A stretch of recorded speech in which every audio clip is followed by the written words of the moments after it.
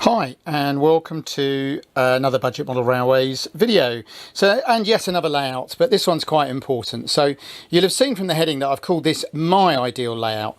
I want to make it correct. I'm not saying the ideal, but this is my ideal. The reason being is obviously I've made quite a lot of shunting layouts now over the years, and I've made enough to now know what I need. So recently I built the little one, the Complete Beginner's Guide, and interestingly, one of our subscribers, a guy called Poshington01, made a very similar copy, and he did a nice little video of him running trains up and down. And that's why I got mine finished, and it inspired me to enjoy running trains up and down. But I realised that it would be quite nice to be able to do a little bit more on a slightly bigger board. So this board is, it's about 16 inches by, let's have a little look here, 1, 2, 3, yeah, just under 4 feet. So it's still not a big board, but it's bigger than the little ones I've been using. And what it's given me room to do is to have a passing loop here big enough for 2 of these coaches. They're not Mark 1 coaches. I'm not quite sure, somebody better than me will know what they are, 57 feet coaches I imagine. But I can get 2 of them in this passing loop. So that means I can run a longer train than I could on my little layout. I've also got a bay platform, which some people know that I like, because again it means I can run a passenger train into the main station and then hold it as an downline, another train for later. And again I can get a couple of coaches in there, or a coach and a loco. I have the standard goods shed, and that's actually my father's crane from when he had model railways in the 1960s, so that's nice to have that on there. And what I'm also then going to be able to have is, this will be a cattle dock. So this is a Daypole platform converted to a cattle dock, and a loading bay, side loading bay, which can be used by the crane. So that's quite a lot of, that's a 2-road goods yard there.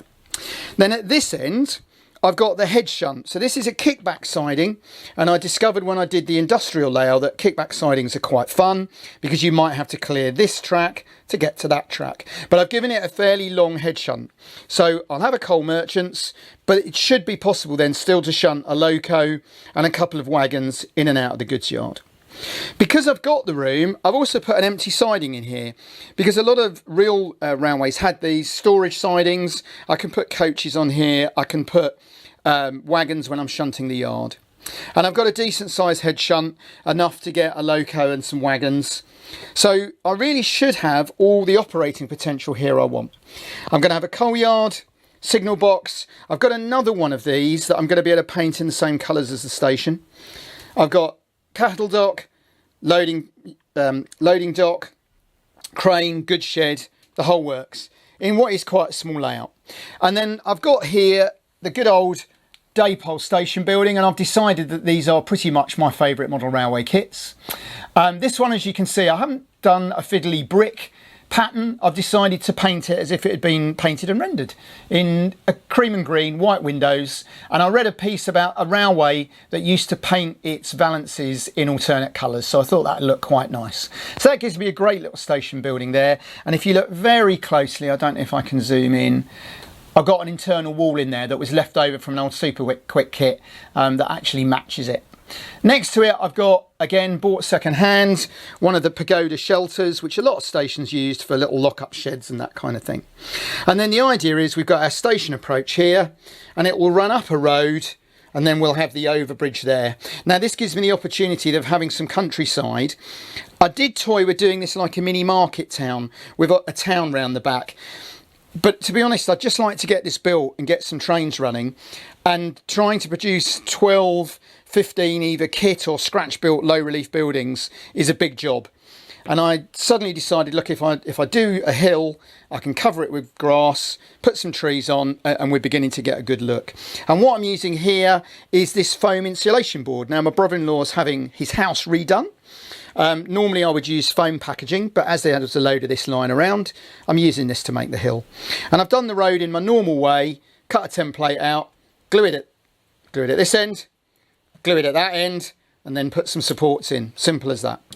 So for me, this will be just about my ideal shunting layout. It fits the space I've got, and that at the end of the day should be the most important requirement for anybody. I will have room off the back end here for a fiddle yard, and I've got a bit of chipboard. Now these baseboards came again from my brother-in-law's house conversion, so it didn't cost me anything. So it's a relatively cheap layout. I've managed to scrounge the points off old layouts I had lying around. The tarmac finish here is an old Gauge Master ballast mat that had faded, and I've painted it dark grey, and that looks pretty good.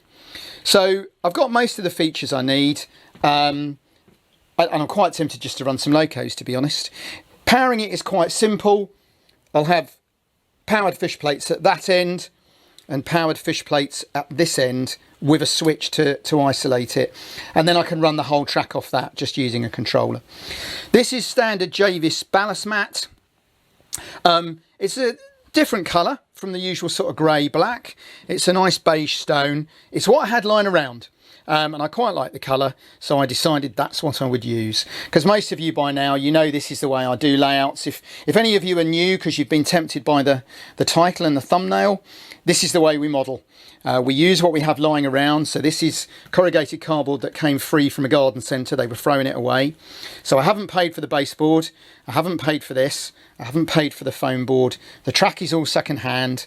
I've got a few of these kicking around, but I did go and buy that, but it cost me a whole £7.55, including postage. So pretty much a cheap layout. This came off Homeward Vale. Adam that bought the layout didn't need it. That cost me the whole £1.50 from a trader at the Bluebell Railway a few years ago. So this is actually turning into being quite a cheap little railway as always. But by the time we've done the scenery, I can have a lot of fun with this. Even with my one siding layout, I happily spent an hour shunting. So with this, with so much more operating potential, this is going to be a great little layout. I'm not making any great claims for the scenery and so on when it's done. It's mostly just having a setting that I can run some trains in.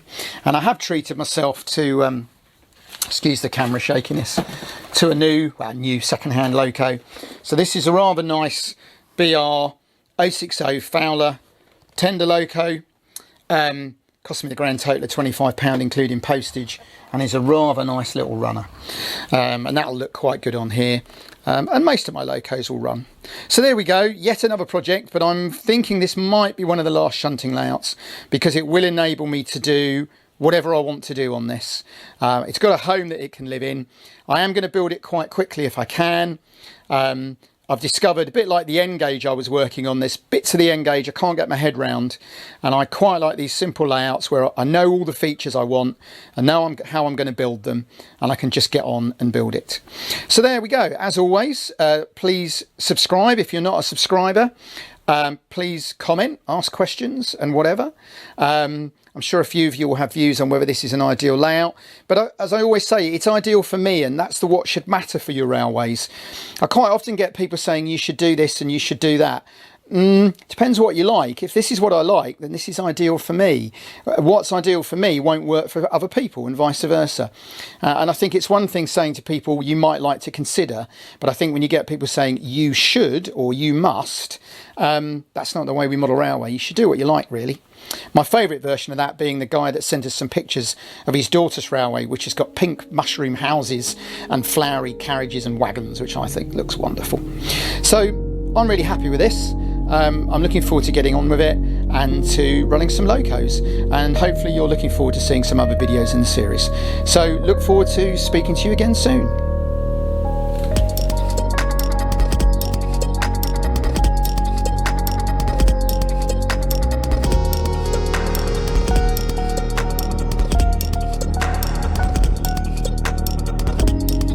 Hi, thanks for watching the video and for the nice comments. Click on the left for a previous video in this series, click on the right for another video you might enjoy, and please don't forget to click to subscribe, like, comment, etc. Thanks again.